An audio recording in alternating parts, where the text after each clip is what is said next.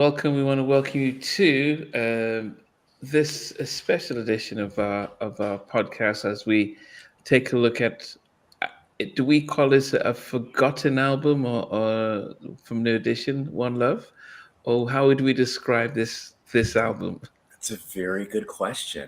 I don't even know. I feel like there's definitely a lot of feelings behind it. But yeah, maybe forgotten or maybe just downplayed or we just kind of forget about that one.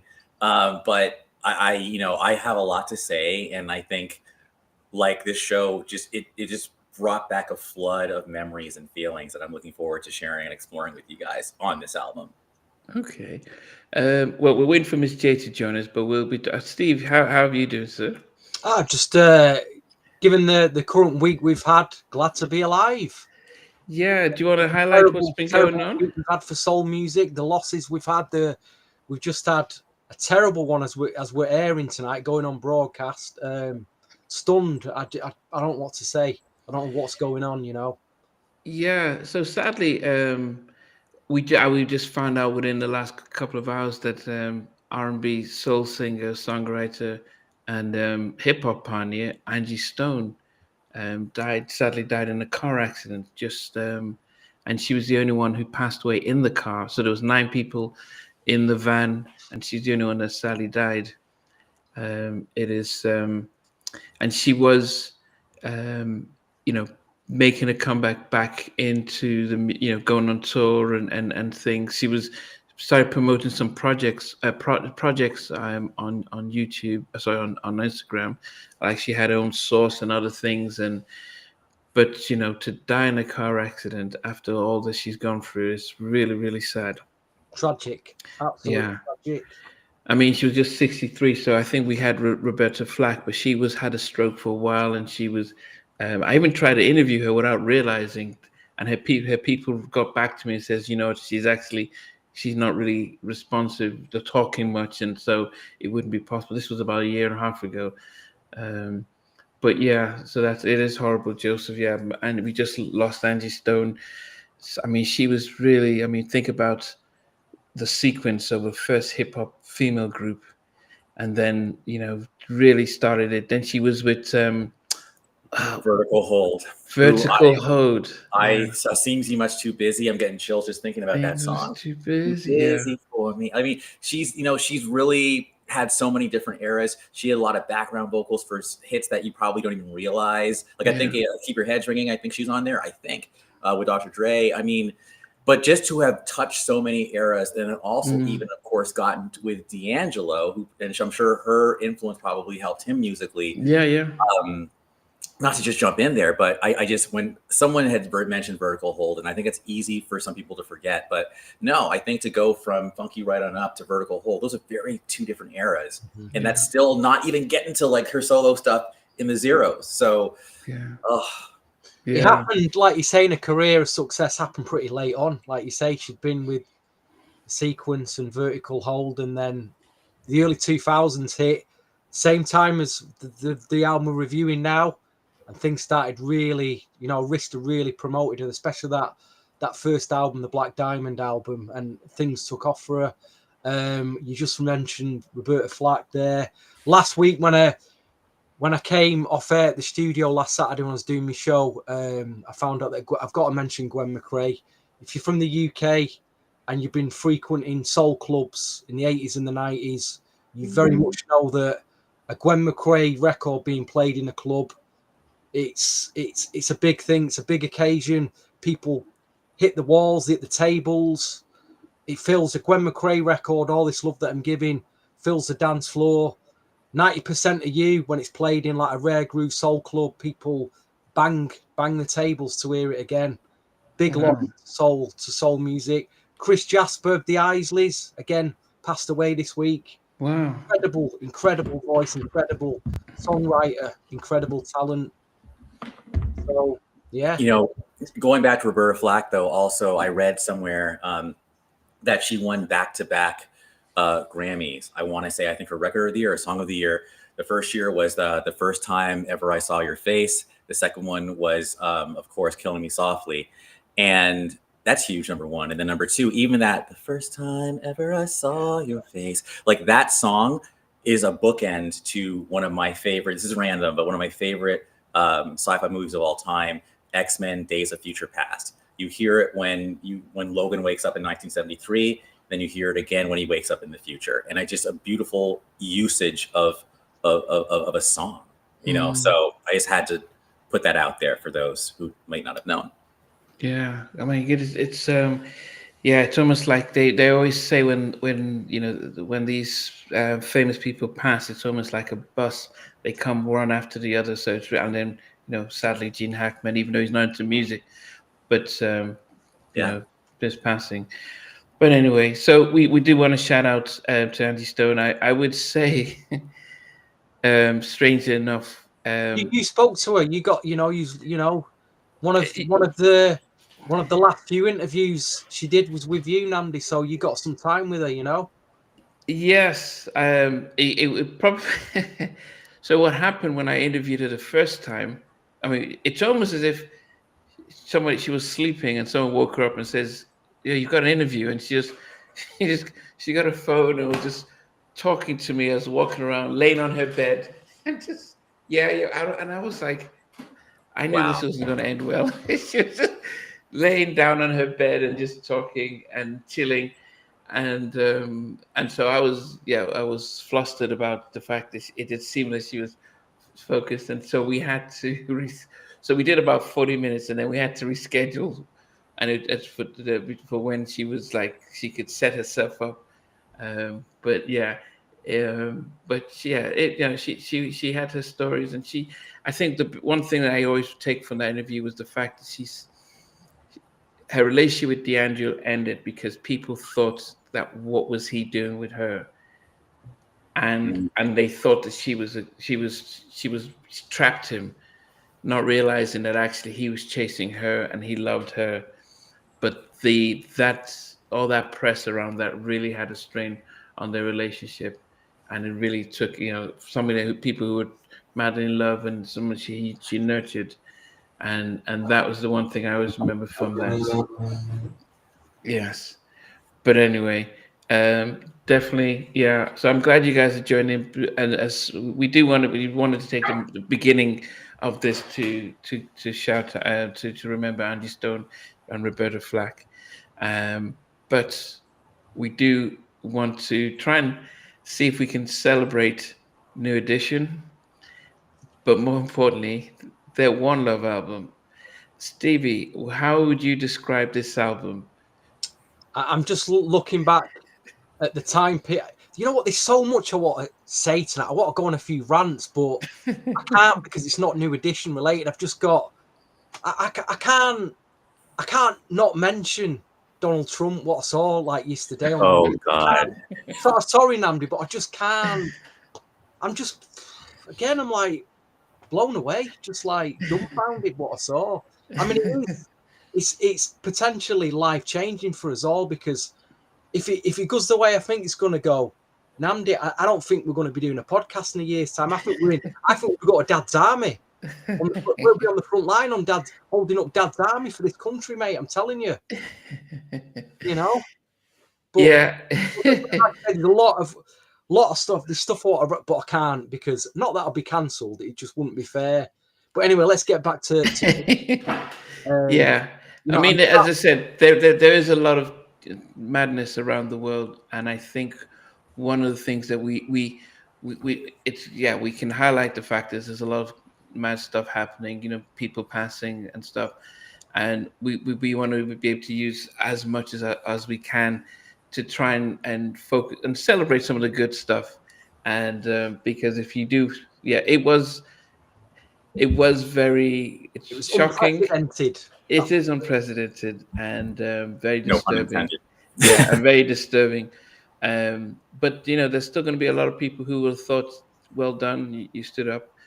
But I think, it's really hard to gauge.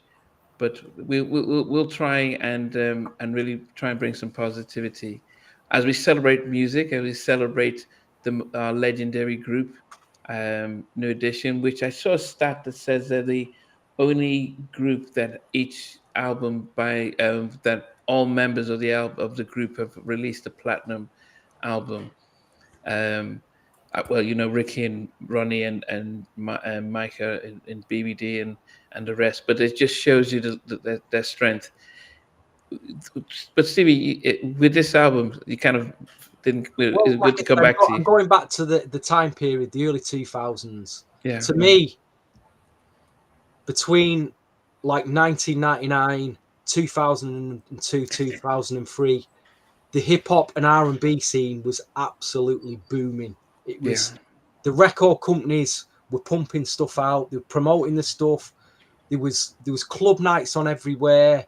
That fusion was just, it was huge. And then obviously it led old P Diddy to resurrect the Bad Boy label. This was what was going on. He pumped a load of money. Before he signed New Edition, he'd signed Cassie. He got Young Jock out there. He did an MTV Making the Band documentary, signed Day 26. Danity Kane was signed to the label. So it was all going on. I mean, the Cassie thing blew up on the back of that single, Me and You. That was so. I want to jump in here for a second. So the reason why this album hit me really hard, Stevie, remember this was really around the time NJS Free was actually coming into being. So what I'm about to say is that when this album dropped, the R&B thing and it had peaked. It was just 2004 read into 2. It had missed the curve for me, but you can carry on now. Yeah, no, exactly. Because I mean, really, a key person who was involved with this album, who was making noise, was Ryan Leslie. So in 2002, you had like Loon, right? And he was part of that whole Bad Boy thing. Because I Need a Girl just come out, I think, 2001, I think, or maybe it was 2002. So We Invented the Remix came out. That was the Diddy album. Ryan Leslie was one of the producers. And then I remember seeing New Edition on tour, the 5 of them, just all in black. Ralph still had like dreads. He had hair back then. And like New Edition was just trying to just get back together. Puffy was in the audience on that tour and basically said, I want to sign you guys. That's how it all started. 2003, we started hearing leaks of singles, like Start Turning Me On. We started hearing, and we're going to get into this, but there were so many like unreleased singles that were just way better than the album. Like Got It Like That was the second one. Then, and then Hot Tonight came out, but it was a Ryan Leslie version before I heard the New Edition version. So then finally, even on the album, Ricky says 2003 on there. Yeah. The album was late, came out in 2004, finally. And again, during those years, NGS Free, Angel Fire Site, 2003, the Forum shoot, really like 2000, the Forum started 2004, but the website was around 2003. And so it was all coming together and we were all super excited, but then, it was kind of underwhelming. And I will say this as a last piece of my rant. I saw them in 2004. Yeah, 2004 in Chicago. They performed at a thing called Taste of Chicago. No, it was 2005. It was 2005. Taste of Chicago, 2005. No, I keep going back. 2004. And they did Hot Tonight because the album dropped after the single. So 2004, they do their set. And then after they do the set, they do Hot Tonight. And this I'll never forget. People were walking out of the venue as they performed Hot Tonight. It was like, we care about like your old stuff, but now they're like, all right, here's the new stuff. Girl, give me your number. And people just started walking out. And it hurt my heart because you guys know how much I love New Edition. So that was just like, man, it was terrible. Mm-hmm. And that did not bode well for the album. And I think, yeah, that's my story on that one. So I could say so much more, but I'm going to intertwine NJS Free with this because it was all happening at the same time. Yeah, I think it was definitely, I mean, when you listen to Hot Tonight, you can hear Ryan Leslie. You could hear that was him. You could hear him singing the song. So you can feel as if, so it's interesting you said it, there was a version with him on it, because I was listening to it today, going through it, preparing for tonight. And I said, you know what, actually, I don't hear these guys singing. I hear Ryan Leslie. So Nnamdi, I gotta say something. Chills. You just helped me. The single version and the album version, the single version and the video version of that track is New Edition on the background. Girl, give me your number, right? But the album version, you hear Ryan Leslie on top of them, and it's annoying. And I cannot stand the album version of Hot Tonight precisely for that reason. Now, I'm gonna send you an MP3 of the Ryan Leslie demo. You'll like it. But I just feel like it was almost Puffy in a way saying F you to them by throwing his vocals on top of their vocals on the album version. It's disrespectful because it doesn't sound like New Edition, to your point. Yeah. It's and I think the other thing about the about Ryan Leslie, I think he was given that first single as a sort of a sweetener for discovering Cassie and allowing Puffy to sign her. I remember Cassie back when they had MySpace, and she was making videos. They were making I think it's Ryan Leslie was doing that. They were doing these little videos about her rehearsing, so things that we see now on Instagram and people doing back. She was doing that back in 2003 or so, and I can barely remember how MySpace was, but I was very impressed. So she was getting a following, and she was playing these songs, and it wasn't a surprise that she got discovered and the songs blew up. But they worked really hard on self-promotion, and I think part of the business deal to get her signed was giving Ryan this deal. But sadly, for the kinds of if we just think about Home Again, which we just had back in 1996, and the kind of care that was taking him to making that album, it just felt like 112. They had some songs but they didn't want, so let's just give it to these guys. It was, we'll go through the songs, but it's a tough one.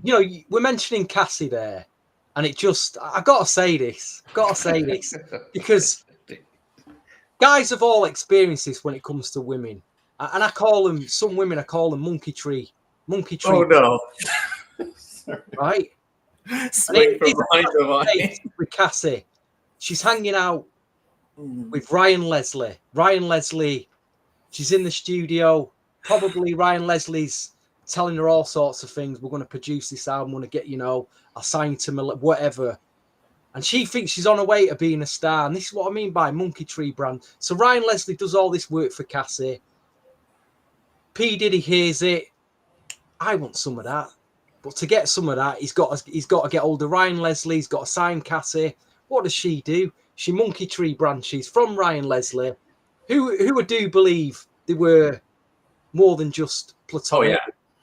So she monkey tree branches from Ryan Leslie. I'm sorry, I know people are saying she's a victim in all this, but she knew what she was doing. She monkey tree branched from Ryan Leslie over to P. Diddy because his name was so much bigger. That label was so much bigger because there's a lot of women out there who are desperate for success, and they'll do what it takes. Like you say in this industry, they'll go the certain levels, and that was a perfect example of it. As a monkey tree branch. I'm sorry, but we've all met a woman like that. You think you've got that hot girl, she's on your arm, but someone bigger and better comes along, takes her away, and you're left. What happened? What just happened? And that's exactly what happened to Ryan Leslie. Yeah, I mean, it is the industry, but like you say, but by the way, I'll let you produce a few.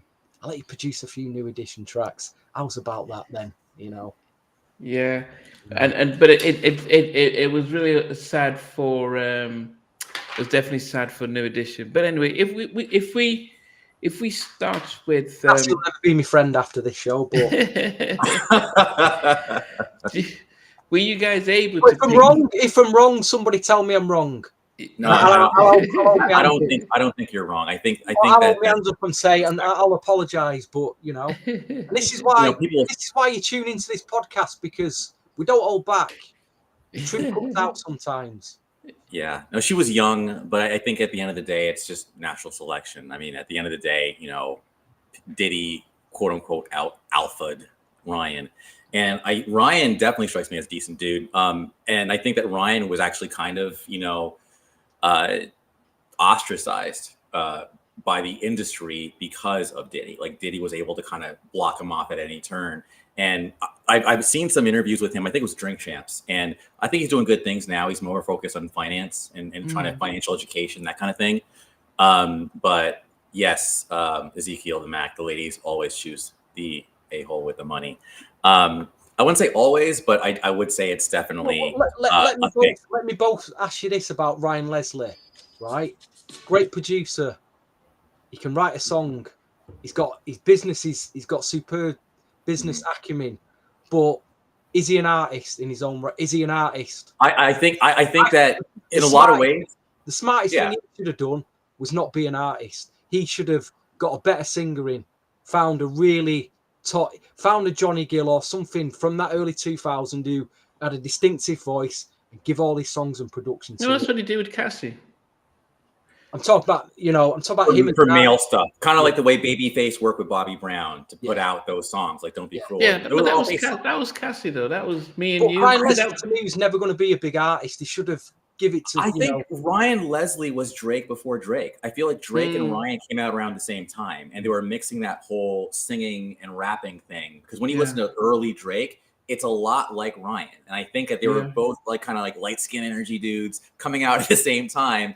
And one of them blew up and the other one fell off. But I do think, and Drake, even when he first came out, he wasn't Mr. Swagalicious. He was still a little awkward. He grew into himself. And I think Ryan was never really that, like, maybe it looked like he was trying too hard in a way. He wasn't that like Mac Daddy, like, out there artist dude, but he was trying to be. And I'll kind of defend him. I liked what he was doing. And I just, but to your point, he had more juice when he was producing than when he was trying to be an artist. I will agree with that. Yeah, but okay. I mean, and people might be tuning in thinking, why are we talking about it?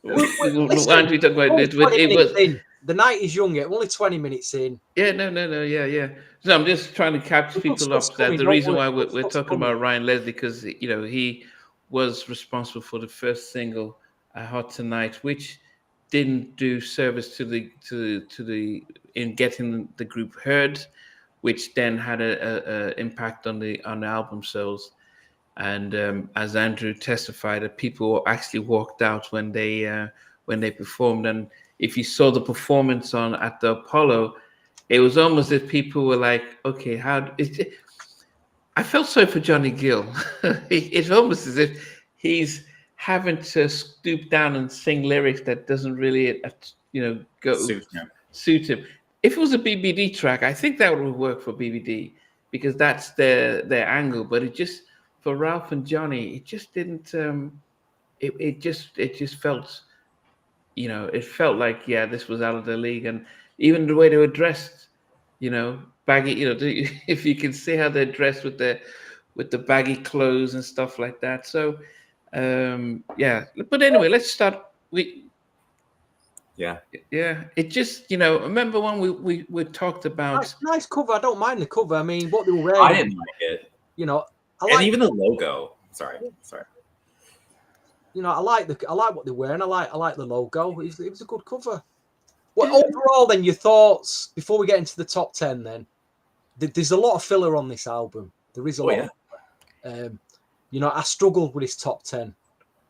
There is a couple of outstanding moments. Don't get me wrong. There is a couple of outstanding, which we will get to them. There's some outstanding moments on it, but there's a hell of a lot of filler. And how many singles did they release from it? Was it 2 or 3? It was just the one. No, they released "Rewrite the Memories." I remember that being he's on single. It didn't come out. And they tried, at least in the US, they tried releasing Last Time, which is crazy to me, but they did. But there's only one video. But I actually, I think a big part, and we talked about this with the Aaron Hall album, a big part of the album cover has to do with what's inside the tin, if you will, like what is actually the music. The cover should reflect the music and the direction. And I think that the cover actually does match the direction of like most of the music on the album, and that's what fits. But was that the direction they should have gone? No, I don't think anyone thinks that. I personally, and I think about songs like KIT, If you guys know those songs, the Jammin'. Thank about you. Knight, I forgot about that. KIT is like. I sent you that. I've just. I'm sure. I remember. I still have the CD with your writing on it from 2004, 2005. So I'm telling you, this is like personal for us. But KIT was a Jammin' Lewis track, and all 6 of them were on it, and it was perfection. And that was more of that home again classiness, but updated to like 2004 because it was like instant message me, whatever. It was very much like bringing that in. Anyway, all I'm saying is if the album had more of those cuts from Jammin' Lewis, which I think were probably rejected because they cost too much. I think Diddy was all about money at that point. He always has been. That's a good point. That's why the album became more of that 112-ish in-house cheaper stuff. And that's why the album cover matched. But I think had you had KIT, had you had, more of, even they recorded songs with Jammin' Lewis. They had recorded just more than 2. And they're great. The KIT song is actually it's in my opinion the best track from the whole sessions. I'm sending it to you, man. You're gonna be blown away. But I mean, as an album in 2004, it was good for its time. It's good for its time. I don't think it's stood. Yeah, it hasn't stood the test of time. That's probably the point I'm getting to. There's a couple of tracks on it.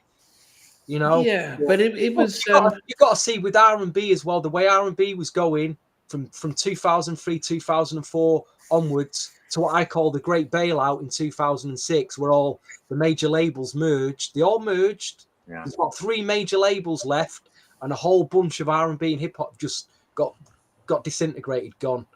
And that scene just went. The whole R&B club thing. It just went into house. You had Usher doing house music. Yeah, I say missed the curve. I thought.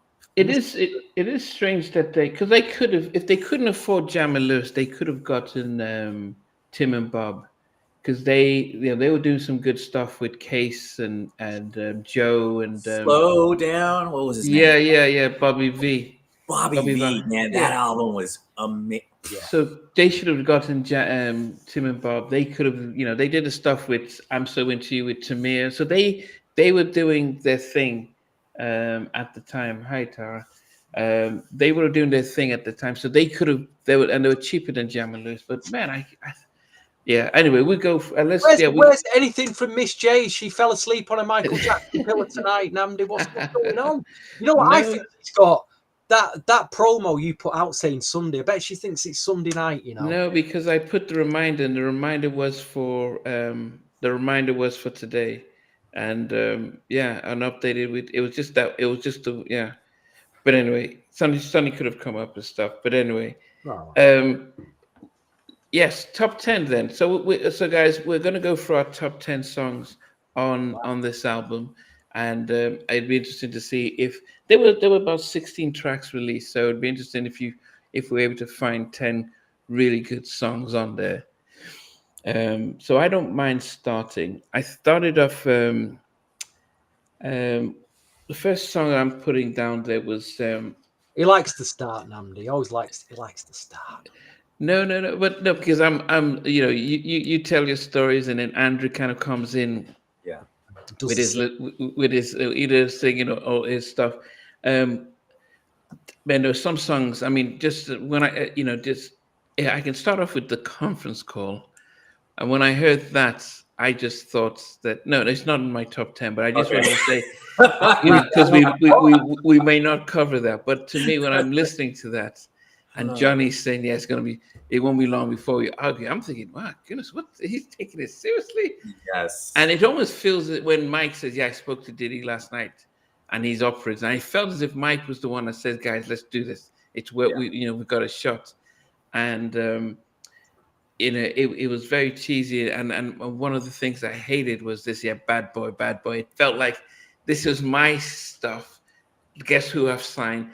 And it wasn't about the guys. And that conference call was, it just set the tone that this is not going to be about. Interesting what you say about P Diddy in that little intro as well. It's very poignant what they say. If you go back and listen to it. Said, "Oh, we've heard about this P Diddy and what he's like." It's what they say in it. They say it in there. I Go think back and listen to. I'm telling you, I was like, I'm like, whoa, what did you just say in this intro? All right, I gotta jump in again. All right, so that I literally was like, obviously I love New Edition, but in the '90s, man, Bad Boy, you couldn't tell me it wasn't Diddy. Like I loved Bad Boy, everything about it. So the two favorite things coming together. Thank you, Tara. Exactly. I was like, this is going to be amazing. So when it wasn't amazing, and when I actually got wind of the animosity and bad treatment, that was when I actually stopped liking Diddy. You know, it was like, I was like, you know what? I liked you and I was rooting for you, but you messed with my boys. And now you're like, go over there. Like, you know, I'm still sort of rooting for you, but not on that level and Ralph even said, I think it was, a BET interview, he talked about how it really hurt him. He's like, I know we've been jerked before, but I just didn't think it would happen again. You know, if you smell what I'm saying, from like your own people, you know, like for him, it really hurt Ralph. And I think Ralph is a sensitive one. So like for real, not just in music. Yeah. So I'm like, that's crazy. Like, so now that Diddy's going through what he's going through, it's all karma. Karma is so real. But man, you liked everything about Bad Boy in the '90s. No, hold on, man. You know, I'm gonna put him to task here. Okay, you're telling me you like P Diddy's rapping. Actually, I didn't mind it. I'm not trying to be ashamed of this podcast, but I didn't mind it. It was fine. It was. You're telling me it's any different? You didn't mind interrupting every other artist track.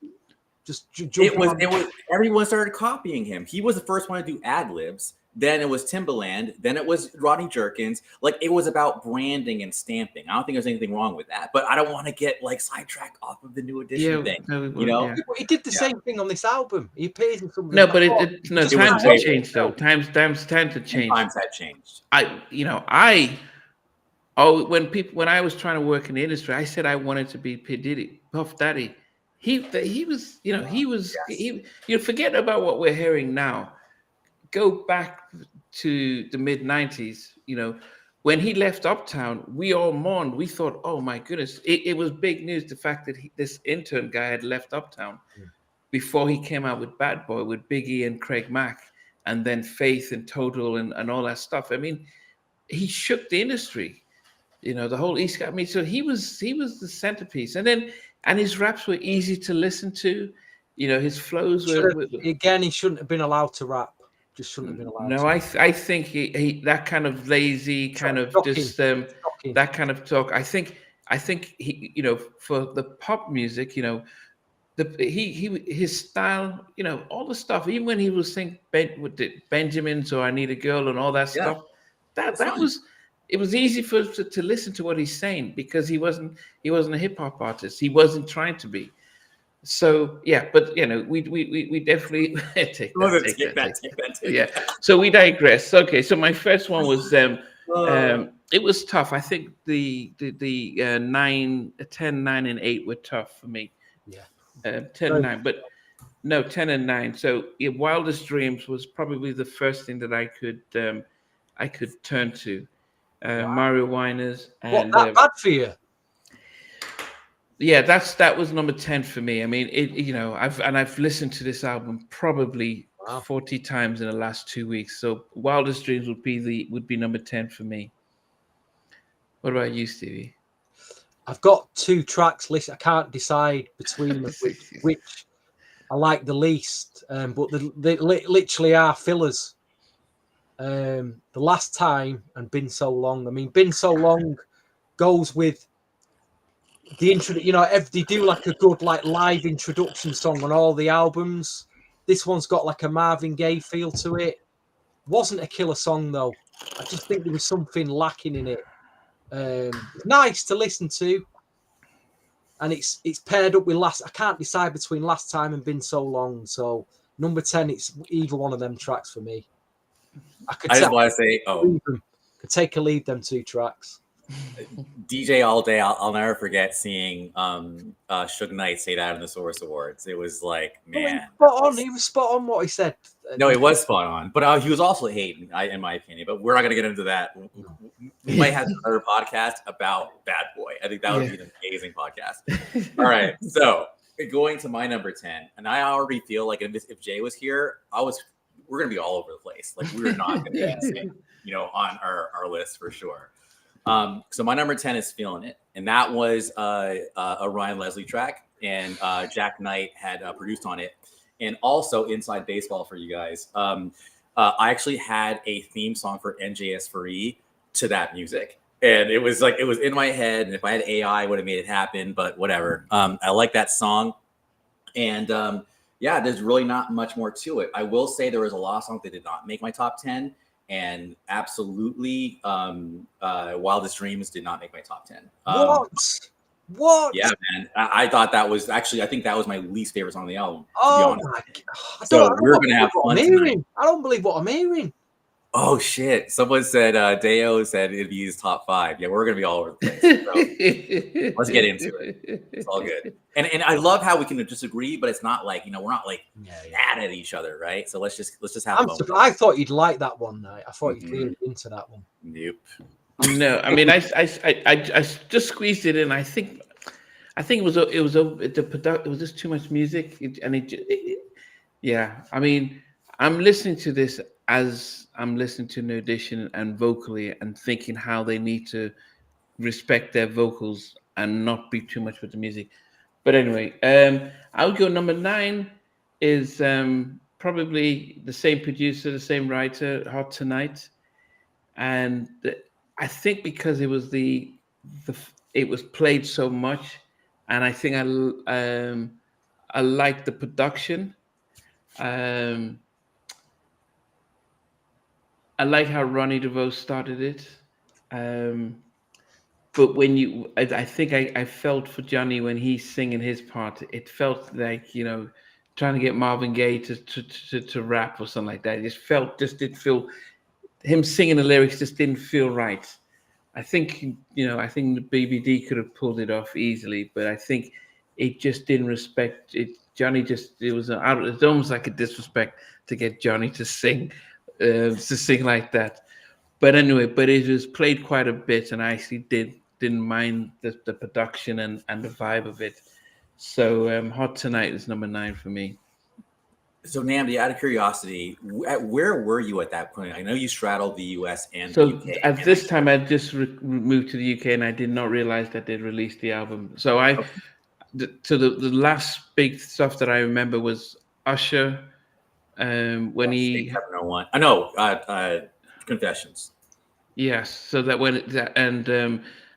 so that was around the time. I was working at Edmonds around that time. So Confessions. I think Alicia Keys was just coming out. It was onto her second album or so. So when this came out, I had no idea it was out until maybe a year later. So it didn't really blow up in the UK based on what I was watching and stuff. So so I actually didn't hear the whole album until probably a couple of years ago. So it took a while to read, because the songs, I didn't hear any of the songs or seeing in the videos. So yes,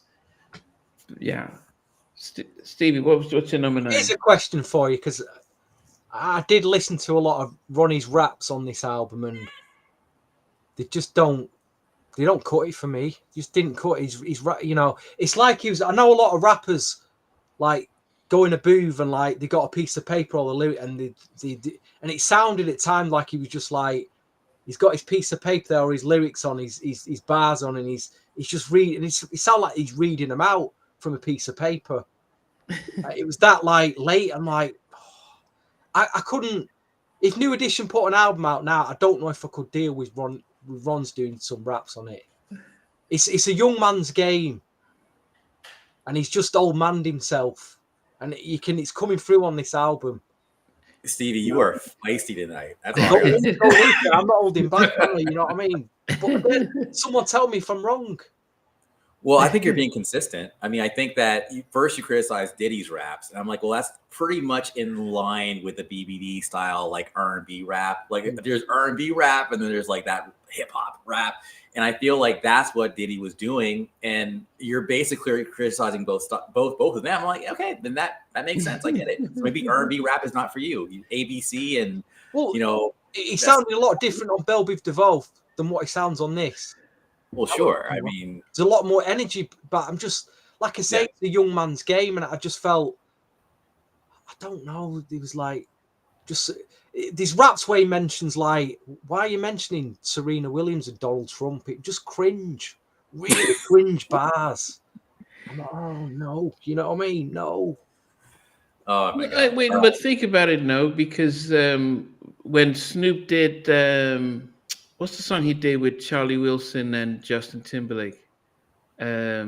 Science. Yes, and he mentioned I'll be at Wimbledon with Serena Williams and Venus. So they were still they were at the top of their game then. So it wasn't uncommon for rappers to people to name drop Venus and Serena back in that early 2000. So so it didn't seem out of place to me because, as I said, Snoop did it when he did Science. There's another bar where he talks about, he says, and it won't be any heartbreaking at the end. He went and I'm not looking at the front door, and he's trying to bring up a bar up from a Main Source record from about 1992, and I'm like, that Main Source record's a hip hop classic, and you've just like kind of ruined it. You kind of ruined that bar. But maybe I'm just going a bit too, like I say, the rapping on it from Ronnie, it doesn't hold up for me. Really doesn't. I'm sorry. Okay, but what's your number 9? What did you pick for 9? Probably had a Ronnie's right. These tend to like 5 are all the kind of filler tracks. So start turning me on.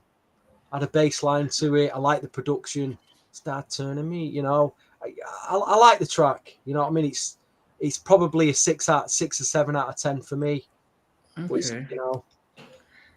I didn't really get any cringe moments in it like I did some of the other tracks. Okay. So I'll go with that. Start turning. And guys, if you can also put your top 10, so you start with 10 all the way to number 1. So what about you, Andrew? What's your number 9?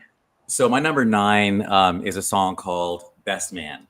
And I liked, again, I'm not really a lyrics person per se, but it's funny on this show, I will use lyrics to justify my choice. And I liked how this song is about basically a guy and a girl, or a man and a woman, and they've been friends for a long time. But he's like, you know what? Like, what if we just did something? Like, we've been together we've been friends for a long time. I'm tired of just chasing all these random girls. Have you ever thought about like us? Like, we're not getting any younger. Like, what do you think? And I think that's a relatable song, and it's actually kind of, what's it called? It's kind of vulnerable because like you're friends with someone and you actually admit that, hey, have you ever thought about like us? Like, that's a very vulnerable place to be. So I respect the bravery of that song. And also totally random, I remember there was a member, and these are all like usernames. So I think it was like Dan Hernandez or something, or a username. I don't know if it's a real name on the forum, who actually said she loved that song. I'll always think of that. What was that noise? No, he's playing it. Yeah. So, and then even the way it kind of bounces a little bit, and it's kind of like that, like Ricky and Ralph kind of do their thing. Like, so that's my number 9. It's different. And it was like one of the better, me and you. Even Johnny's on there, and it almost has a computery vibe to it. So yeah. Anyhow, it sounds like I don't think you can, and you. Bills. A little Bills. bit. Yeah, it had that type of stuff, and that was that 2000. That was those 2000 stuff. I think that's what turned me away from it. It just felt so programmed, and. Maybe if it was a Jagged Edge 112 or Rough Ends and stuff, I would have been like, oh, this is a great track. But I'm listening to it and I'm thinking, but this is New Edition. I just didn't see the correlation. It just didn't seem real. So I didn't. That's why I didn't put it at all in. It's in terrible. My, How have you left Wildest Dreams out and picked that song? It's terrible. Because I feel like Wildest Dreams sounded It should very be nowhere childish. near this album. No, Stevie. childish. Wildest Dreams. Like it's a playground song for a guy who's like in his probably late 30s, early 40s at that point. Whereas Best Man is like when you're in your 30s, 40s, you're actually thinking about that. You're thinking about, I'm talking about your future now. Have you ever considered me as a best man for you? Like, I think it's more in line with where New Edition really should be, not I can do your wildest dreams, whatever the hell he's talking about. It just sounds like a playground song. It's kind of like Tevin Campbell or something. Anyways, when he was younger. Mm-hmm. Okay. Terrible. I'll go to number 8, and this was the number 8 for me was the number 8 was the title track. I think I liked the it says One Love interlude. Yeah. And I think this is Johnny in his range. It felt like, okay, this was a little better from Johnny. I don't know the producers on this. But I thought it was definitely a nice track. It reminded me of what's the guy who says about the West Side? Is it T? Oh, yeah. I know what you're talking about. TQ. Yeah, TQ. Yeah, it reminded me of that type of vibe, telling a story kind of thing. So it was You're really struggling with this album if you put an interlude at what, number 8? No, it wasn't an interlude though, because it wasn't. No, it says it's because the One Love interlude. It's actually, but it wasn't. It wasn't exactly. It was about 2 minutes, so it wasn't like an interlude, but it was like the song. Ron, Nephew, Feemster, and Big Chuck are the producers. Clearly big names. So they totally showed them the money to get that song on the album. Oh, all right. I think it's Stevie's turn. Yes, Stevie. Yeah. What's your number? I've got the 8? How many tracks did he have 2 tracks on it, Ryan Leslie, on this album? Yeah, that was Wildest Dream and Hot Tonight. I thought it was a proper production-wise good club banger. That good club banging track, number 8. It was that Jordan Knight from the New Kids on the Block that co-wrote this. I think it's Jack Knight. Jack Knight. Jack Knight was one of the hitmen. Okay. Yeah. Okay. So the J Knight would be Jack Knight. Okay. Let's look at the credits. No, it's yeah, Jack Knight and Jay Jordan. Jeremy, is that Jeremy Jordan? That'd be funny if it was. I bet it's Jeremy Jordan, isn't it? I bet it's him. Yeah, Ryan Leslie. Yeah, feeling it. Good club banging track that. Good, you know. Who's that? That's is that you? NGS4? That is not me. I don't know who that is. It's probably Jode. What's up, Jode? Yo, Jode. Yeah, if you're free, you just jump in. There's only 3 of us here, so if you want to jump in, you should. And if you want to, I'll send you the link. But that's funny, man. Who's it? It's VJ. Okay. Yes, it's definitely VJ. All right. So my number 8 is a song that was called "Pass the Bottle" when it was leaked out in 2003. And that song, of course, is not called "Pass the Bottle" on the album. It's called "All on You." So when you hear that, it's like basically the BBD take. And I think Biv even says this is BBD or whatever, like on the track.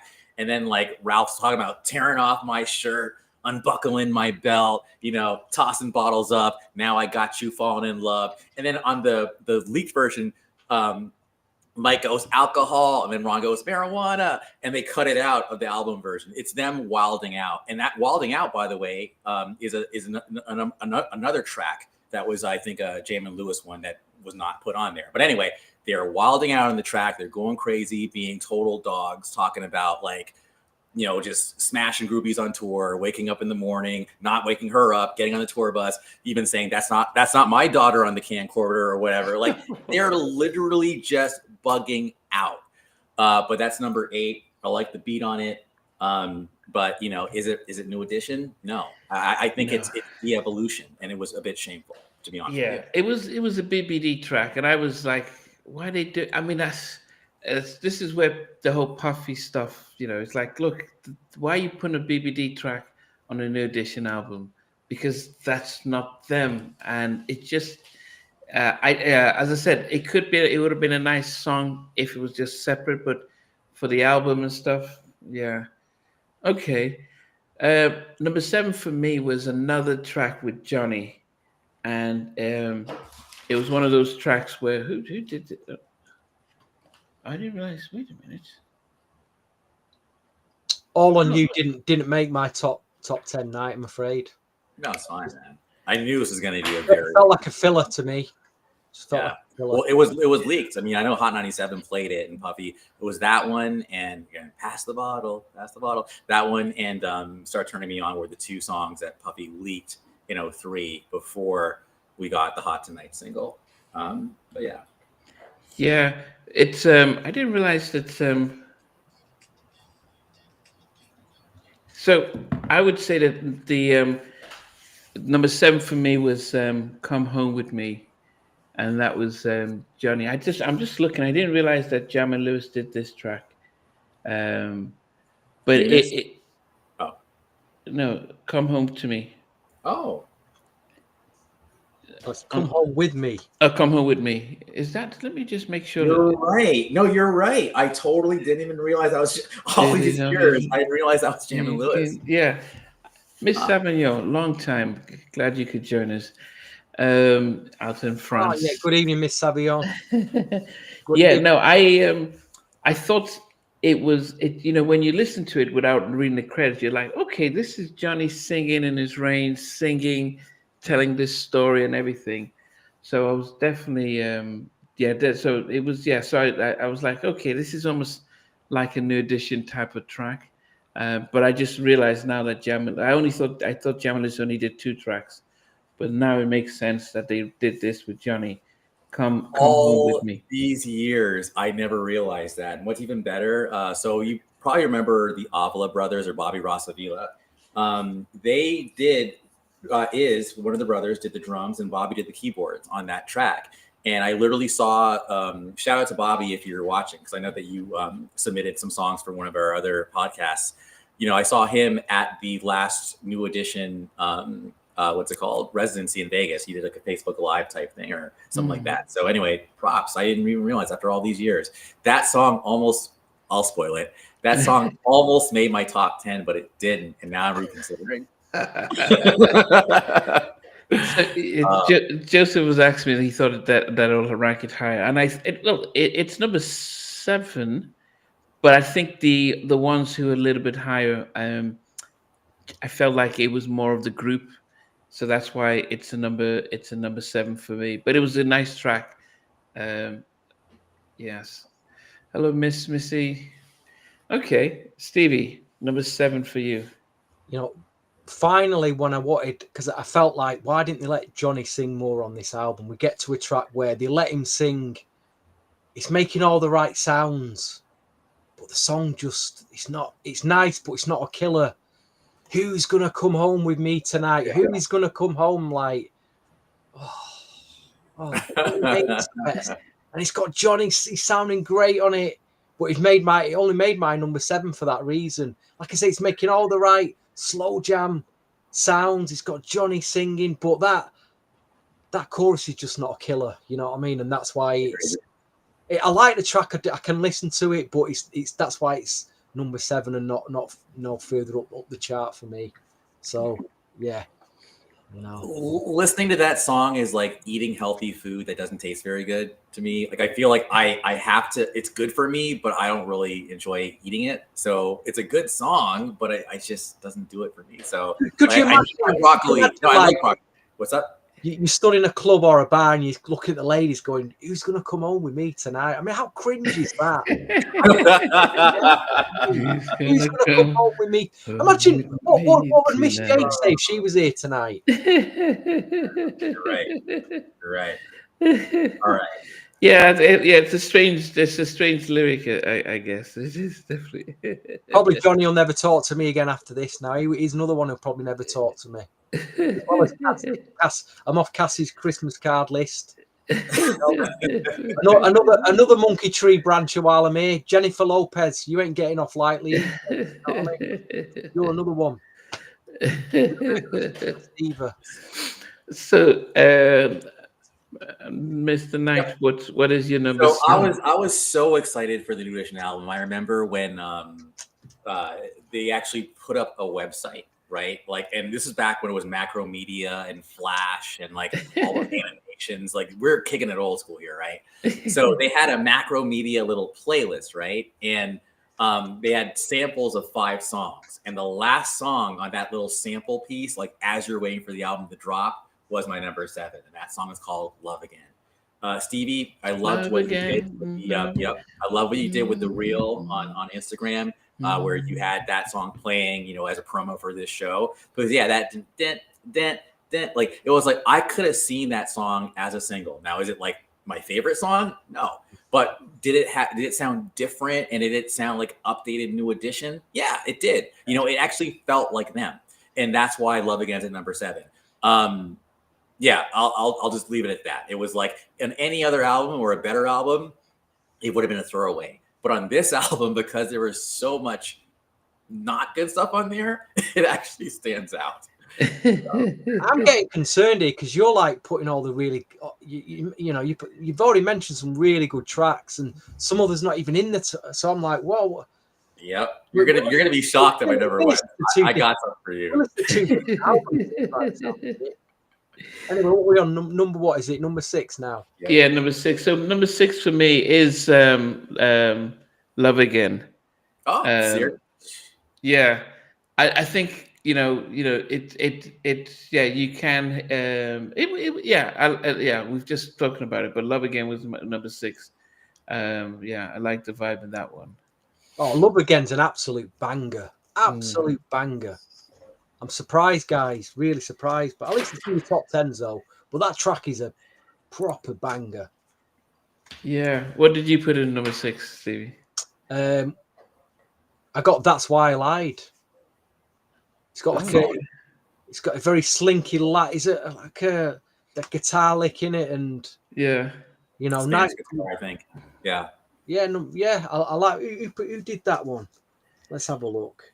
And the old credits here of the booklet. Again, it's one of them. The co-stars, I didn't know who they were. I mean, that's just like he went. No, they were doing a lot of stuff back then around the early Tooth, the co-stars. I've seen a lot.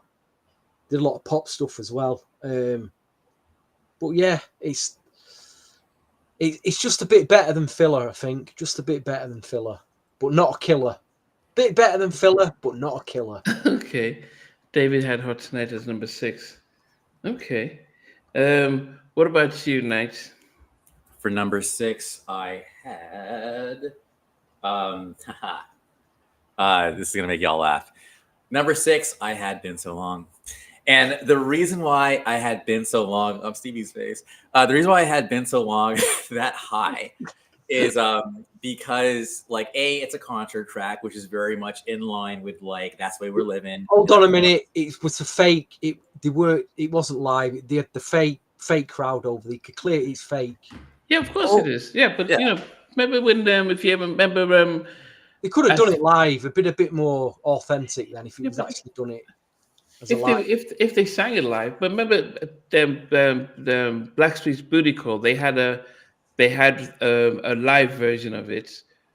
If you ever, I had the maxi single, and I know they had a sort of a live recording where you could just get the audience screaming out and stuff. But anyway, Andrew. Yeah. So basically, album opener, right? So Heartbreak opened with a live track. Home Again opened with a live track, you know, and this one did too. So that for me was also like in line with the New Edition that I know. And then there's a little part where he goes like, music is our love. Like it's in the middle of the song, you know, and the harmonies of that part sound like New Edition. So it was like, yes, it had that kind of retro, like Marvin Gaye 70s, like vibe to it. But then again, that music is our love part was literally what did it for me. Like that's what put the song up. It was like they're trying. And it's like, even like, that's where Ricky says in 2003, it's like they're like, we're still here and we're still fighting. And it's been so long, and it has been so long, although 20 years is like, anyways, 8 years between Home Again and that album. And for us at that time, that had been a long time, but you know, We Can't Let You Down. It has been so long. So that's why it's my number 6. And yeah, I knew we were in for a ride when you were like, this song's terrible. And that's why it's like number 10. I didn't say that song was terrible. Okay. You know, it just lacks something for me. Sure. Compared to the other albums that started off with that similar type of theme, which were much more stronger. I agree. It's strangely enough for me, though, my number, we're at number 5. And actually, I actually had this as number 5. I like Stevie J's use of the drums. I like the drums throughout the track, Been So Long. Okay. And I like the fact that they I like Johnny's part when he's almost saying, he wasn't straining his voice and he was telling a story. And it, as you're right, it was similar to how the opening of us all saying our parts. And yeah, it could have been a little bit higher for me, but yeah, I did like it.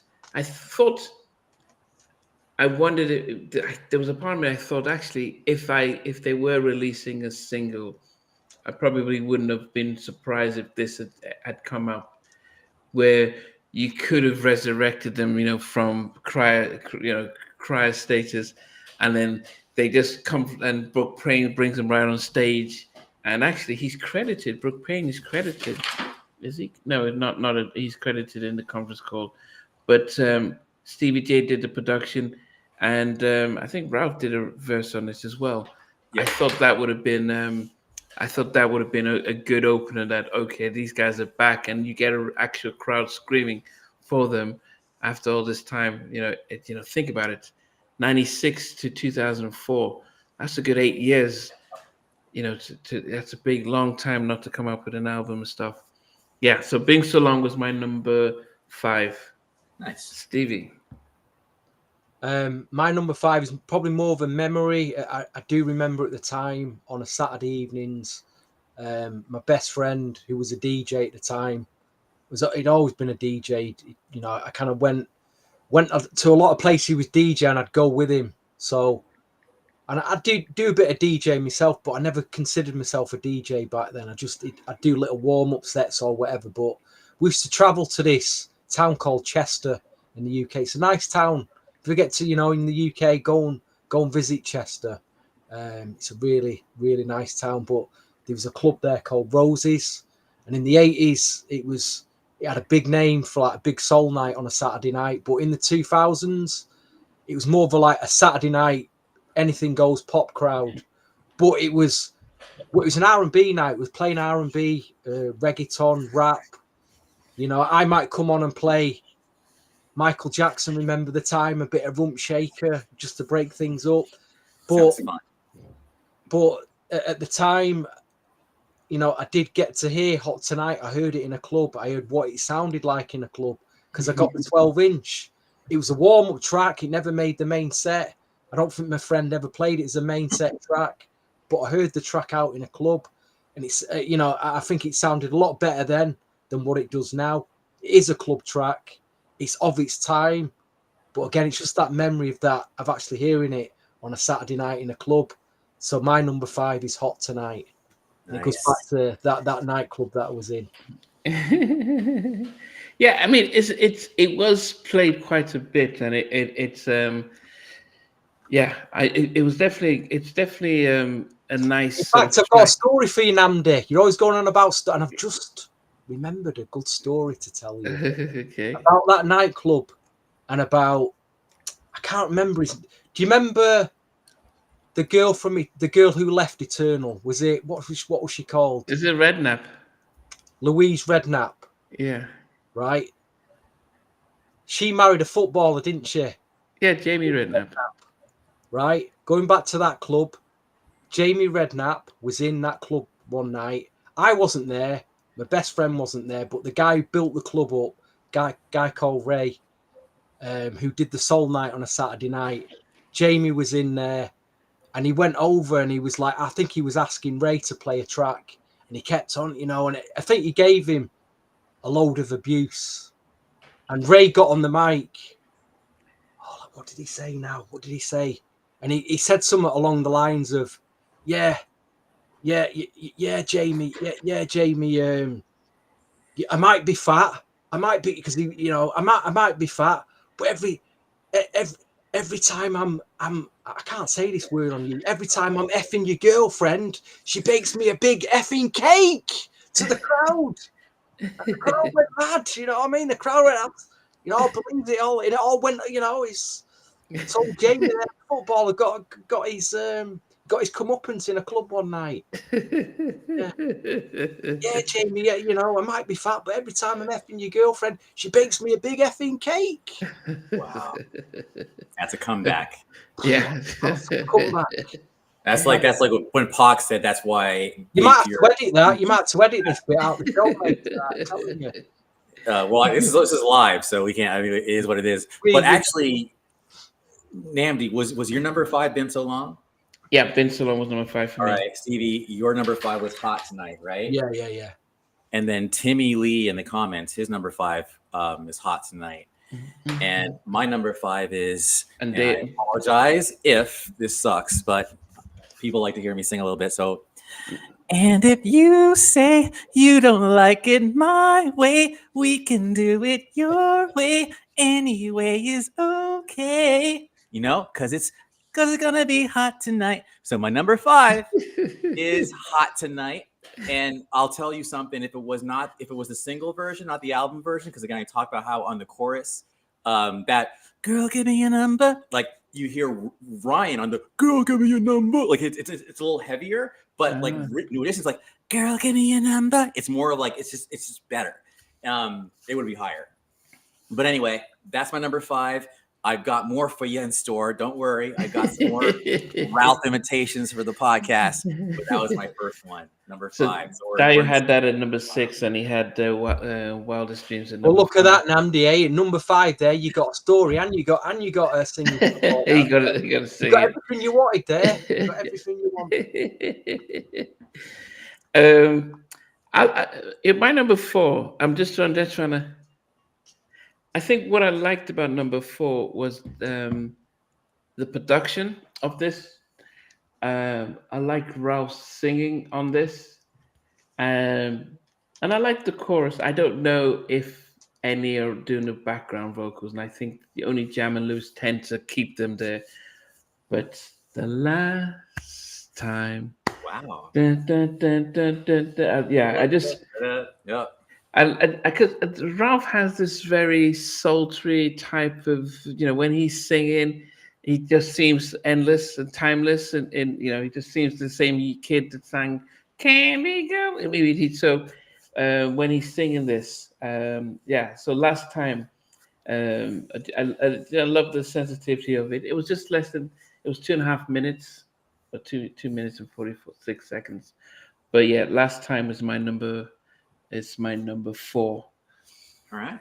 Yes. Interesting. That was memorable. He's got a memorable chorus on it. What did you go for, Stevie? What we got? Number 4. Number 4. Mm-hmm. I had that banger, Love Again, at number 4. I've been playing it all week, not stopped playing it. Love Again. I played it on the show today, actually. Yeah, you did. Okay. So I played it on the show today, and absolute banger. Okay, Dio has Been So Long. Okay. What about you, Andrew? My number 4 is That's Why I Lied. And that one was actually also on that little, the website that we were waiting for the album to drop. That was one of the samples. And also lyrically, man, like I just feel like, thank God I've never been in that situation. But man, like, you're in a long relationship. it gets kind of stale. You go out to a bar, then you meet some girl and she's like, just like, lonely heart, let me in. And then you mess up and you get with her. And then now you're terrified that she's going to call your house and like blow up your marriage and your whole situation. Like,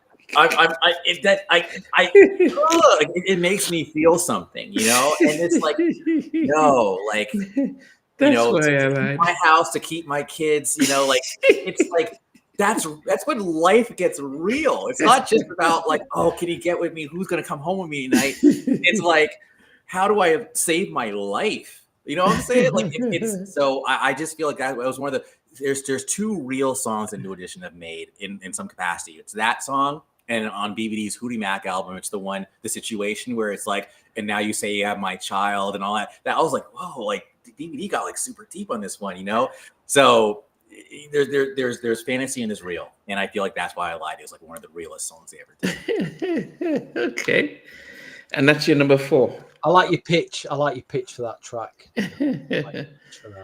Okay. So we're now going to the top 3, and my number 3. Okay, what's this? Romeo Rod. I love the song "Leave Me" by New Edition. The Army History Month. Okay, that wasn't the last song of the album. Okay. Yeah, top 3. So number 3 for me is another one from Jam and Lewis, and it's Newness. And it gave me that vibe of Water Runs Dry, when Boyz II Men kind of when Water Runs Dry. And I see I like the vibe. I wonder why they didn't release this as the first single. Because it's Jam and Lewis knew how to capture their voice. Johnny's getting Johnny coming in here, there, Ralph singing. I didn't understand why they didn't release this, but Newness was it was number 3 for me. I know 1 or 2 people. Timmy Lee had a number 4. Come Home With Me was number 3 for Timmy Lee. It's very warm, melodic, flowing track. Newness, very it's a good, strong track. Yeah. Stevie, he's got a friend there. The Bridge from Manchester. How you doing, sir? Nice to be joined us this evening. He did a few back in the 90s. He did a few like New Jack hip hop soul tracks. Still does a few bits and bobs here and there. But yeah, one of the few Manchester 90s R&B swing acts from the 90s. Nice. So what was number 3 for you, Stevie? It was, believe it or not, it was in fact there's 2 tracks on this album going back that I've really I've not stopped playing for the last few weeks, just going back to it, and they've just surprised me. And one of them was Love Again, and the other one, number 3, is Wildest Dreams. Song wise, it reminds me. I'll tell you why. Song wise, it just reminds me of New Jack Swing. It's the closest track on here to New Jack. Not product, just the song and the way it's. I thought it's what. I'll go back. I'll listen to it. I'm so surprised. You know, it's not even the top 10. All right. Yeah. Really. Wildest Dreams. Wow. And I was saying that it just barely snuck in.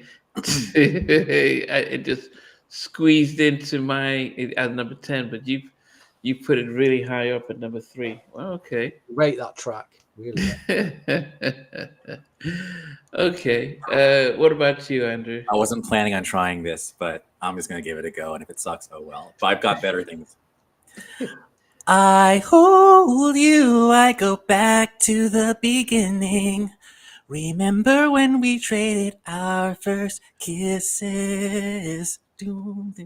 Over and over, over and over, over and over. So, of course, that is Newness. At number 3. You sounded good, man. You sounded good on that one. Thank you, man. I actually kind of surprised myself. No, but I remember one of my fondest memories actually was like when I would be driving my mom, who's no longer with us, but I remember I was playing that song and she actually was like, "Who is this?" Like I could tell she liked the mature vibe of the song. I got a little like embarrassed when it was like Ron's rap comes on, like, I'm like, I want to turn it down. I like let it go. But man, Newness, man, that to me is the song that did feel the most like it was like that's what the album should have been. Like the majority, it should have been that. And even though there's other songs on there that I'm going to get to that I like by Jam and Lewis, that's the one that was like the upgrade and definitely felt unique to this album. And it wasn't trying to be anything else, just New Edition, Jam and Lewis for 2004. So I loved that song. I think they could have struck a deal with Jam and Lewis if Puffy, they could have just said, "Look, man, okay, just give us 4 songs. We'll just put 3 others in there and just have a 10-track album. 16 songs and just lots of nonsense in there." Because they know how to, from any heartbreak, they just know how to capture these guys, and I think Miss Swavion's just said something very controversial. If you want to get that comment up on highlight that comment, Nnamdi. Miss Swavion. New Edition is the only band I can think of whose music is not as good as the members' solo projects. That'd be a good one to debate, wouldn't it? Yeah. I don't know if I completely agree with that. I definitely think, I think it's worthy debate. I think that certainly the solo acts were more commercially successful. I do. But I think that from a longevity standpoint, I think people come to the concerts for New Edition as a group. But then I think second to that would probably be BBD.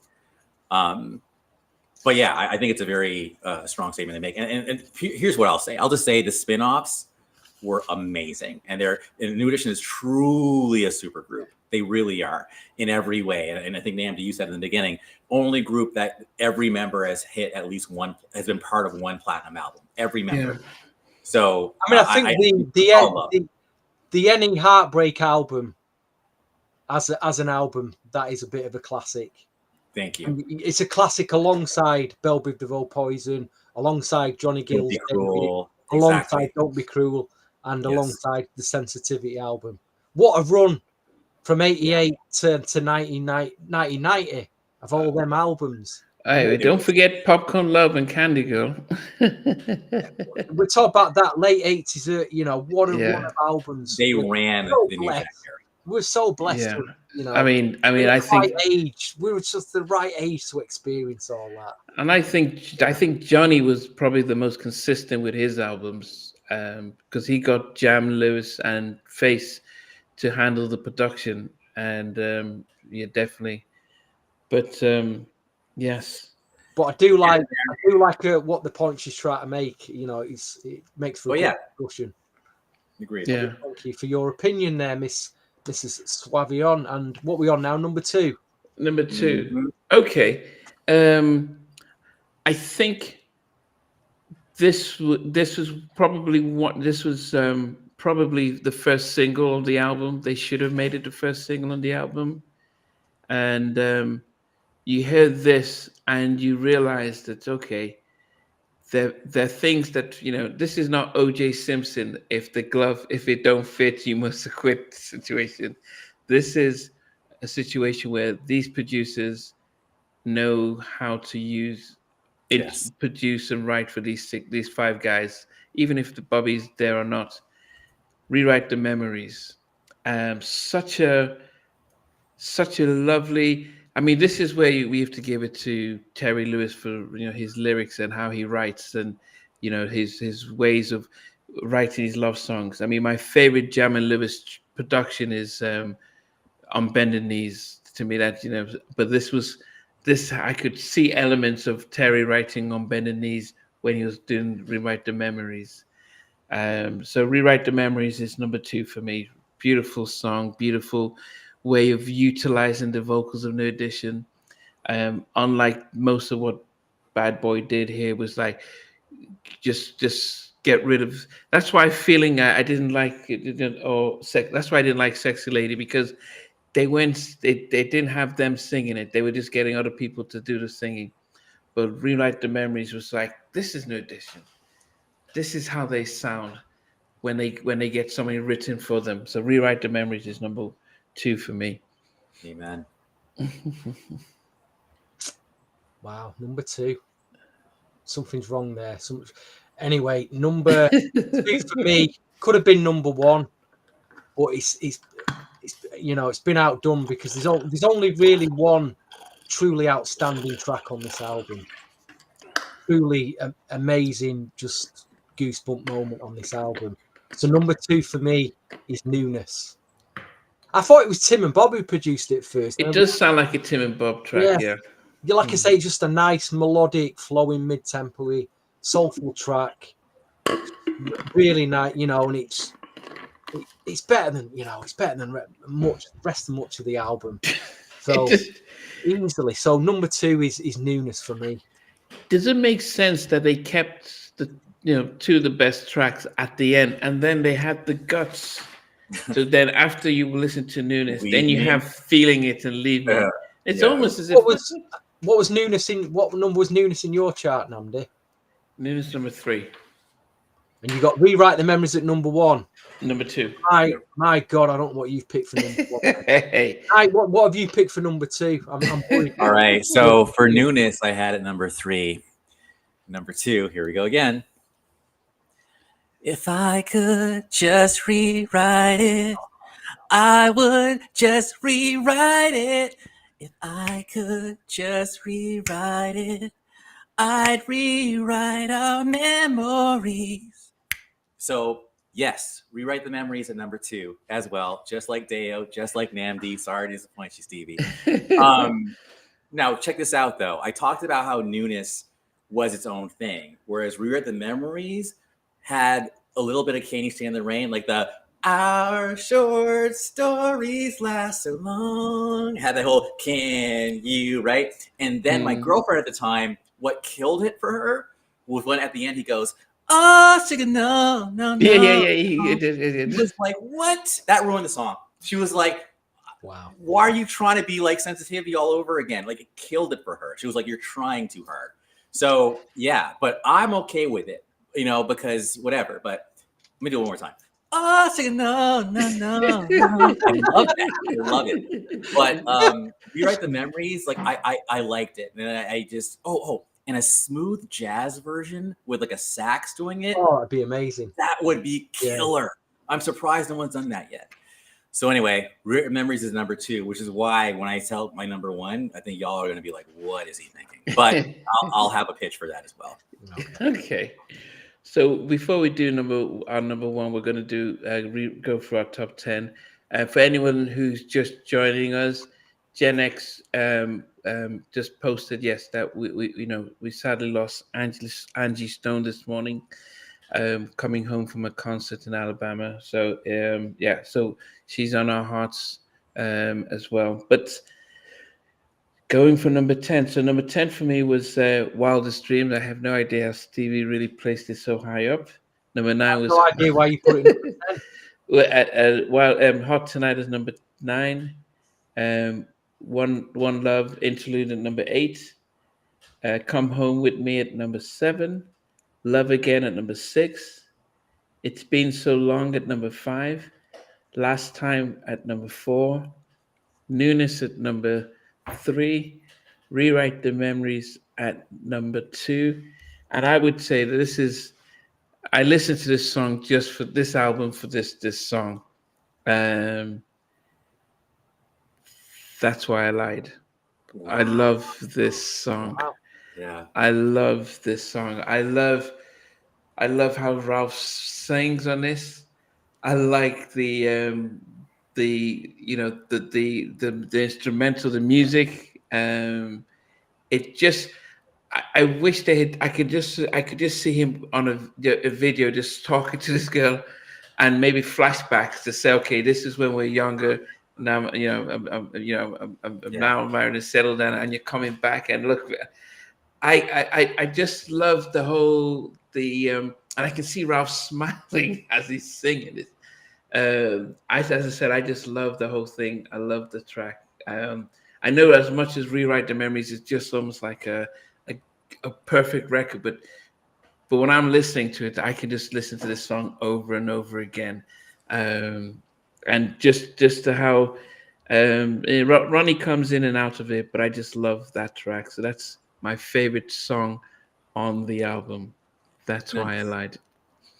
You know, I can take that. I can take that from you, Nnamdi, because I thought you was going to pick the dreadful "Leave Me" at the end. No, okay. But, you know, that's warmly what you'd pick the big candle in the air moment. Go for that. And that's I felt this was never made the album. I felt this was trying. I think they listened to Jam and Lewis and they thought, oh, let's try and give them a ballad. And I just thought it was just like, oh, come on.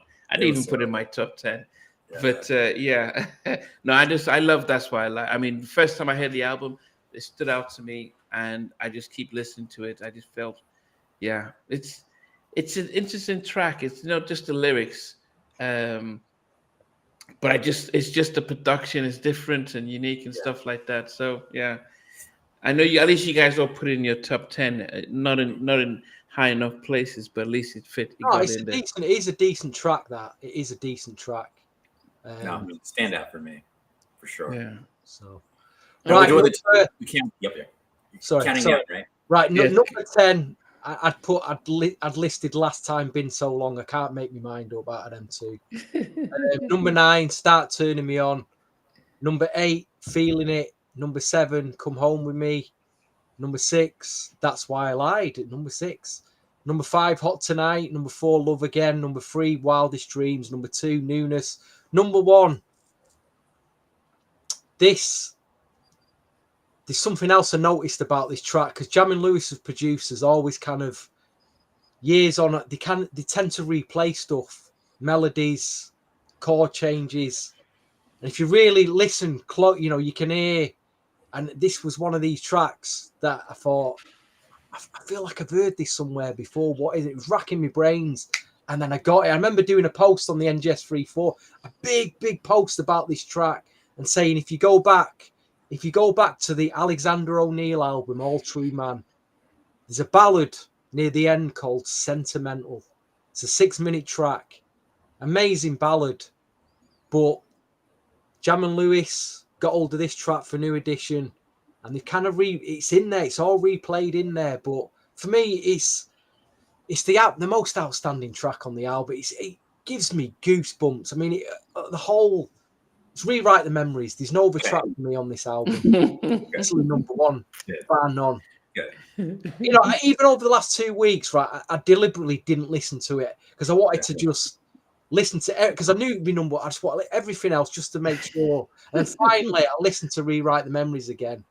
And it made me, the way I felt was the way I felt when I first heard it. It still gave me them shivers. It's classic New Edition for me. Yeah. Do go back to the All True Man album and listen to Sentiment. Please do that after the podcast. So there is a guy, Any Historian, Rob Any Historian, who had interviewed Ralph way back when. I think it was the first one he got an interview that was just not like BET. And I remember Ralph saying there's a song on the album called Short Stories. So originally the song was called Short Stories, just like Pass the Bottle became All on You. So Short Stories became Rewrite the Memories. But Ralph was saying how he was really proud of that song. And he was like, that's some classic New Edition. Y'all get ready for that. I remember that interview. And it didn't get released. No. Oh, right. Yeah, exactly. But yeah, no, Stevie, before this show, actually, that would have been my number 1. But as I listened to the album now and just kind of went through like my life and even the music I listen to when I'm walking, this song went like a heat seeker missile from like, okay, really? That's like the first leak to now it's my favorite song. I think it's actually, it's aged for me the best and it can still hang. So number 10, we've got Feeling It. Number 9, we've got Best Man. Number 8, All on You, Pass the Bottle. Number 7, Love Again. Number 6, Been So Long. Number 5, Hot Tonight. Number 4, That's Why I Lied. Number 3, Newness. Number 2, Rewrite the Memories. And at number 1, drum roll. I've never done this in my life. So you guys are, if I mess this up, you'll know why. But this is my favorite part of the song because it's just so different. And I couldn't tell if it was Ronnie or Ricky who did this part. So here we go. I'm reading it. Hopefully I don't mess it up. We start touching, kissing, and grinding. Got me open, temperatures rising. I start shaking, moving, and grinding. Don't want you to hold back the climax. Let it go, show me your love, girl. Hold me when it's all said and done, girl. We can do this every time. You start turning me on. Start turning me on. I can't hold that. Boom. Stop turning me on. Like, to me, that song has such swagger. The bass line, the whole thing is just a boom, a boom. And I remember like listening to it and going, okay, that is the only song that you cannot mess with. That is New Edition in their bag. Like, this is who we are. This is what we do. We're smooth, we're sultry, and we can outmack all your motherfuckers in this club right now. Like, hide your girls. Hide your girls.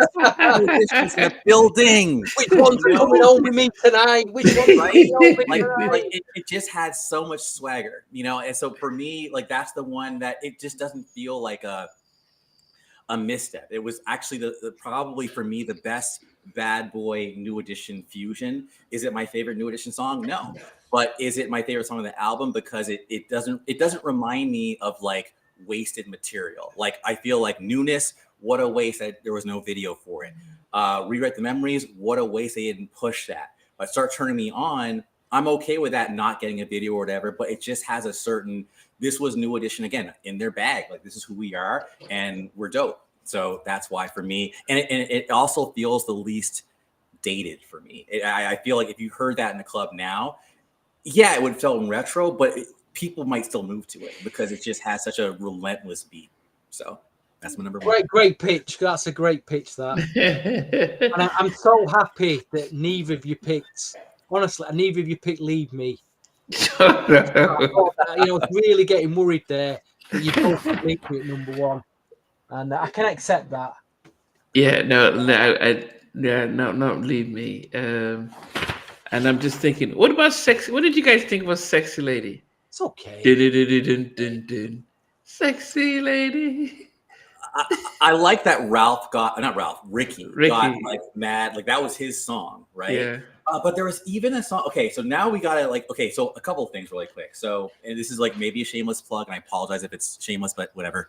So I just recently relaunched the NJS Free forum, and I'm thinking about making a channel. Plug it, please. Yeah, thank you. So I almost want to make a separate channel for like maybe like Halftime Chat or like New Jackson Podcast, something. Because there's some people out there who have not heard these unreleased tracks, and they're old now. I figure I can figure out a way to make audio streams that you guys can listen to them.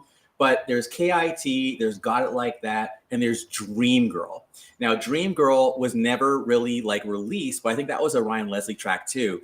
And it reminds me of Sexy Lady a bit, but it's just even better. And it's just, you guys need to hear these unreleased tracks. Yes, I absolutely am. No, I love, man, Ezekiel, thank you. That made my day. But anyway, I want to put that in the forum. It's njsforever.com/forum. That's the address. So you guys can hear those songs. So that all started because you had asked about Sexy Lady. So Sexy Lady is a good song for sure. But I think Dream Girl is in that same vein, and it's even better. It's a good, oh man, and they're all on there. So yeah, I can't wait to hear you guys' reactions to those songs, and maybe we could even discuss like on the forum like our reactions to each track. So that's my plan. We'll see if I can pull it off. Okay. Yeah. No. I thought that was so much overproduced, and it just didn't sound. As I said, I think it's hard to listen to the music and then have the image of New Edition at the same time, because there's 112 and that group of young kids who came out in the 90s and New Edition ahead. And I could, but I don't know, Blackstreet pulled it off, and they were around the same age. Yeah. but they were always a bit more street. I feel like I just feel like, you know what I'm saying. And Blackstreet wasn't like, we didn't grow up with Blackstreet, but we grew up with New Edition. So there is a difference. And they didn't have like a Johnny in the group, and Johnny definitely gave you that older guy kind of vibe. And Blackstreet never had an album called Boys to Men. Like, you know what I'm saying? Like, you know what I'm saying? Like, that whole Heartbreak album was about, we are grown now. And even though they were, when you look back now, it's so cool. You can look back and go, man, they were kids. Like, you know, when you watch the Heartbreak era, or even like all that, like, I was watching a Bobby Brown concert from Japan, you know, and it's nuts when you just see how the Japanese were absolutely into Bobby in '91. He did Tap Into My Heart. And the way the energy and the way he moved, I don't know how he did it, man. Like, he was a beast in every, like, I don't think people understand. Like, I think, like, that concert, I'll actually post that on the forum too. Which one? The one in Japan? Yes. Yeah. Like, he was just full of so much energy, but he was a kid. I mean, that's what youth does. What youth enables, that stamina. Did this album miss Bobby Brown? Yes. Yeah. Oh, and talking of Blackstreet, someone's the Bridge has made a comment. We are going to do a top 10, our top 10 picks from the first Blackstreet album on the next New Jack Swing podcast. I don't know what date that is, Nnamdi. Is it a few weeks away, that? Yes, Sunday the 16th. There you go. Nice. Sunday the 16th. Tune in for the Blackstreet review of their first album. Get your top 10s compiled. But Andrew, just thinking about that, I do wonder, because we had Home Again, if we had this album before Home Again, would we have appreciated it a little bit more? Because I think I'm listening to this and thinking, you guys have just done Home Again. You got producers who understood you. You know, you got, Jermaine Dupri that did 2 tracks. You got you didn't stray too far away, and it felt like a real good album. And I felt that this one was just just hit and miss, grab some stuff, throw 16 tracks out there. Let's see, hopefully it sticks. And I'm listening to this and thinking, but you just did Home Again. And there are tracks I think Bobby could have brought a different vibe to it. And he would have brought a different swagger.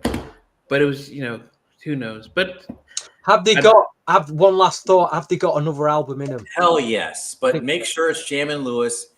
And make sure it's like, maybe Face as well, or just make sure the album actually is a concept album. Well, maybe like you say, you just mentioned before, the track Boys to Men. Now that they are men, maybe they can carry that thought, carry that theme on. Now that they are men, I mean, and whether they are men, or maybe even like making the right exit. And I hate to if Miss J was here, she'd be like, Andrew, why are you being so morbid and sad? But I'm like, while we're all here, let's make sure that we end this on the right note. Like, that's what, because I said last time, endings are beautiful too. I mean that, because at the end you get to reflect on what you've done. And I feel like that's what the album should be about. It should be about just making that perfect, goodbye.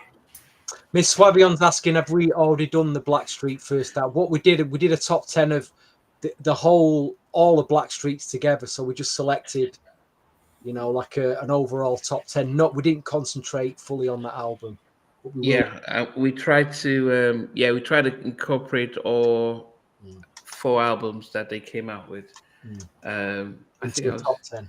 Yeah, but this one is because this one is just that album. VJ saying the album was not as well polished as Home Again. That's nowhere near. No, I would say we've got VJ coming on Wednesday night. We're going live on Wednesday night from 9:30 UK for the intro album. Big album. It's going to be very difficult to select. Go from 10 to 1 on that, because that whole album is just incredible. There's no fillers on that album. Don't remember any fillers on that album. Maybe one, but as a whole album, amazing. I know you two disagree. That Come Inside song is just terrible. And yes, that complete Come Inside. That's complete sarcasm, by the way. I just want to see the comments blow up. All right. Yeah, I mean, as I said, I'd rather they came out with this album than they didn't release it. Even as much as it wasn't a great album, at least they did come out with stuff. So it's part of their catalog. Okay, we just got yo, we got Beej in his house. Hey, how you doing? Good. How you doing, man? I thought I'd join you just at the end, just catch you as you're ending everything. You were talking about intro and Blackstreet, and I thought I'd just say hello. So, hello, guys. Intro is going to be Wednesday at 9:30. So this coming Wednesday, and so it's going to be their debut album, and it's I mean, for those who don't know, they wrote Real Love and Reminisce those were supposed to be on their debut album. They gave it to Mary, and so they Kenny Green. It was just how we're going to pick a number one from that. I don't know. I'm going to do It's going to be so difficult. I've got some lists in from other people, and there's some very interesting. It's a very interesting album. Very difficult to choose the top songs on that album. But I had an interesting story about how those Mary J. Blige tracks by Kenny Green didn't make it onto the intro album, and I think I'll share that when we talk about it in a few days' time. But very interesting. They were very close to being on Intro's album. Wow, I did not know that. Yeah, interesting. Definitely. But anyway, guys, so as we wrap up, we still send our prayers to the family of Angie Stone. Definitely a sad passing of a soul legend, especially coming from a concert, so tragic. And but we also remember Roberta Flack, but she was in her 80s, and she lived a real good life. But please, let's keep celebrating these artists, because it's not when they die that we start to reminisce of them. Then that's part of that's what you do: celebrate the albums, celebrate the music, and give them their flowers right now. I remember interviewing Joyce Sims, and I was so because I remember when she did come into my life, and when I was in high school, that was such a massive track. And to sit and interview her, and then 2 or 3 months later she passes away. It was almost as if which was very sad that I just hadn't even gotten the interview out, and it passes away. But being able to give her flowers and listen to her story, and I think we're losing a lot of these legends now, and I if we can't speak to them, let's celebrate their music while they're still around and appreciate them. But anyway, just do a final reflection on this album before we close. Stevie, what's your final reflection on One Love? It's just been interesting going back to that album and hearing a few tracks that I'd forgotten about and coming back to me and thought, yeah, they sound really good now, and others that don't sound so good. But I think it's an album of its time. It sounded better then than it does now, but there's still a few really good moments on it. It's good to go back and have the opportunity to just go through it. Yeah, enjoyed it again. And Andrew?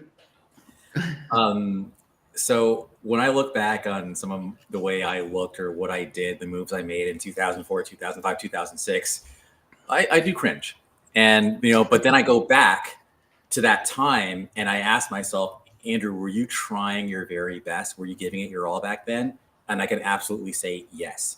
And that's how I feel about this album. I feel like, yes, it's cringe. Yes, it's not up to the level of like what they were.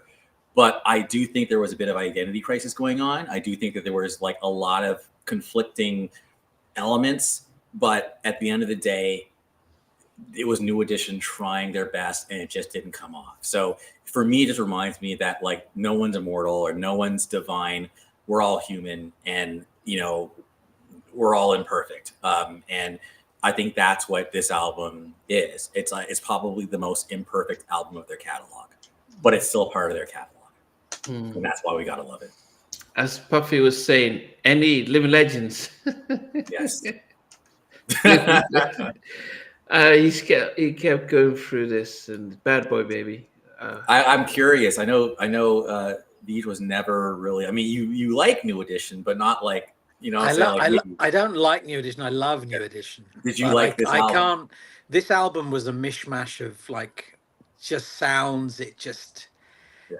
You know when you're by the ocean and the waves are really choppy, and that's what it felt like. It just didn't feel like a serene, nice New Edition, floaty type album. It didn't feel like that. It felt very crashing into the waves and smashing into your face. It was not the one. And I think you guys have been a lot kinder than I would be about this album. There are about 3 songs on there that are worth mentioning, but other than that, no.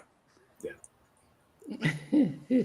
Oh, one more thing I'll say. Just being honest. What really hurt me was it took so long to make it. Like, we got word that they were working together in 2002. It was supposed to drop in 2003. Then it drops in November of 2004, and this is what we got. Are you serious right now? Like, you know, like the Justified album by Justin Timberlake was done, I want to say, in like 3 months. He literally got off tour with NSYNC in 2002. And I think it was done like I think May of 2002, right? May. And then record the album, and then by September of 2002, he's performing on the MTV VMAs, dropping Like I Love You. Like, to me, it doesn't take that long to come up with good music. Stop the madness. So I just had to, that was one last one. You could say, at least, considering how many years we spent on the forum debating whether there's going to be a new Guy album that year or a Blackstreet, which never happened. At least we got this album. And that is a very good point. And that is why, as bad as this album may be, I'm still glad that it was made, if that makes sense. Yeah. That's it. Exactly what you said, Stevie. Get out of my head, man. That's exactly what I wanted to say. Yeah, that's it. I just realized that Stop Turning Me On was, it sounded like Crimea River. Huh. Never looked at it that way, but it kind of has a very similar, like the... I'll tell you what, I wonder if we'll ever get to the 4th Jodeci album. Like that's Did you say it before she said wrote that at the exact same time? Yeah, you said it at the same time. I wondered if you saw what she wrote, and you just said it yourself. That would be an interesting one to review. That would be an interesting one to review. I've never seen so many copies in HMV like on sale for $2.99. For how much is it? $1.99. Like the whole batch. $2.99. The whole batch, the whole lot just went in the sales. Did they have a 4th album? Yes, 2015. Oh, I just thought they just had the single, and it was the greatest hits. It dropped. Oh no! See, you don't even remember that sound, how much it bombed. It was on. I think I downloaded. Is it SoundCloud or one of those apps for it, and I listened to it, and it was just like, man. Even I think Timbaland even has a track on there, and it's. Okay. He's on it quite a bit. Okay. And, but it was not. CVJ's on it, which is interesting as well. I think Dalvin was saying that they got their vocals and they just got people to polish it up. The label put it together. It wasn't something that they all went in the studio, because Dalvin would have, Devontae would have done it. The way they said it is that he put out the one or two. They did 1 or 2 tracks, and then they just weren't feeling it, and then the label just took some of their old stuff to complete it. Did you guys hear the last Portrait album, Afro Trees? Yeah. Afro Trees was recorded around 2007, so it was recorded a long time ago. So that came out 3-4 years ago, whenever it was.